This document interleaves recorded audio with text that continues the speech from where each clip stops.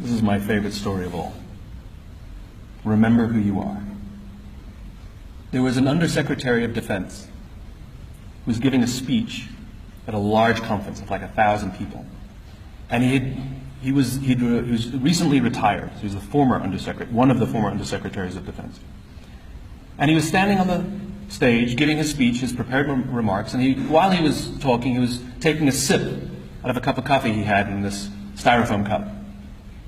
And he sort of looks down and smiles and interrupts his prepared remarks. And he says, you know, last year I was the secretary, I was the undersecretary, and I spoke at this exact same event in this exact same venue last year. Except last year, while I was still undersecretary, they flew me here business class. They had a car waiting for me to take me from the airport to the hotel. Someone had already checked me in and escorted me up to my room. The next morning I came downstairs, there was someone waiting for me in the lobby, and they took me to this same venue. They took me in the back entrance, they took me into the green room, and they handed me a cup of coffee in a beautiful ceramic cup. He says, I'm no longer the undersecretary. I flew here coach. I took a taxi from the hotel to the airport.